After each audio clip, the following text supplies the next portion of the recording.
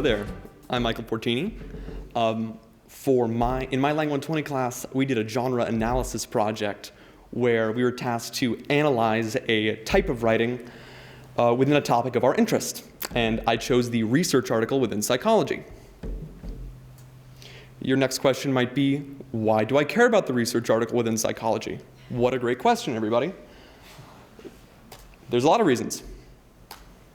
Maybe if you're a student, your brain learns for you, and the results of studies examining that topic might be of interest to you.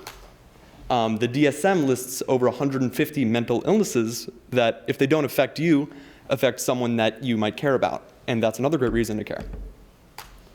And also talking to people, social connections. I do that sometimes. That's another great thing that you should care about in terms that psychology studies. And that brings me to my main point, that psychologists are only as good as the medium that their work persists in. And the reason why I chose the research article is because they give you the most accurate and the most recent findings possible. So enough of that, let's talk about my specific project.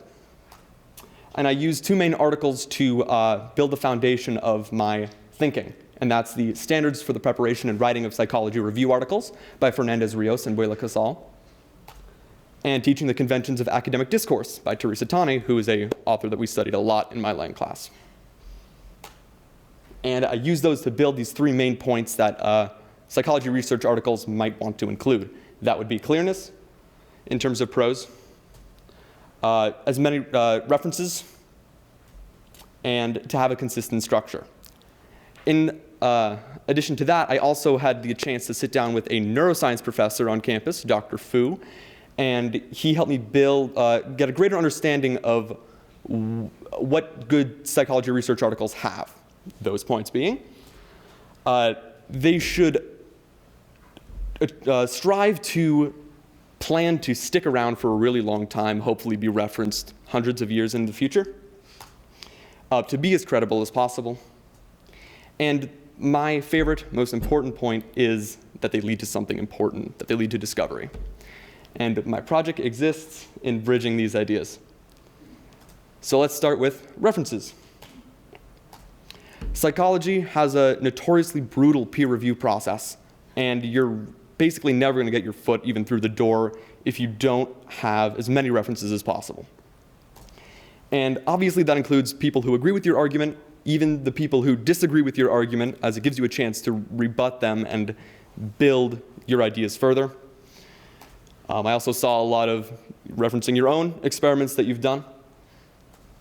One of the articles that I looked at was a social neuroscience perspective on adolescent risk-taking, which included about 6 pages of references, which for me is a lot. And so the main point here is to heavily source. And that brings us to the idea of credibility. There's a little picture of the sources. So the next point is clearness. I saw what was iterated a lot in my research was that you might want to have clutter-free prose when creating your research articles. As said by Nora Bacon, who's another author we studied, clarity and conciseness is desirable. Tani's fifth move in the teaching conventions was use academic and discipline-specific vocabulary. And the Fernandez-Rios and Buehle-Casal, they recommended avoiding emotive language and to center on empirically relevant knowledge.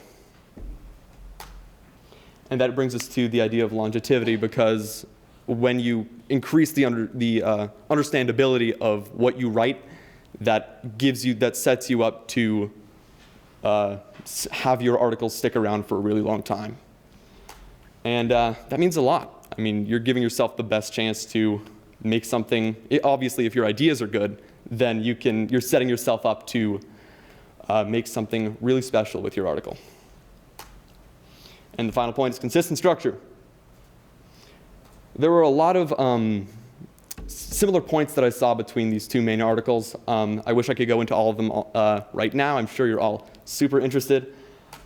Here are the connections if you want a visual. But what all of this boils down to really is this one main point, that having a consistent structure between all academic research articles is that it makes your writing easier to read, and that connects back to the other 2 points, that it makes you more likely to be published because your peers can get to the root of your ideas and understand you better.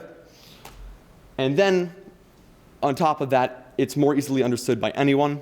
Like a Lang 120 student like me, hopefully even Lang 120 students hundreds of years into the future.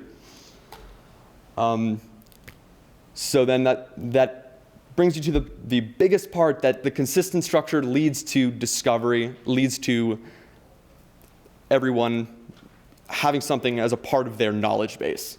Yeah, that's pretty much it. Thank you.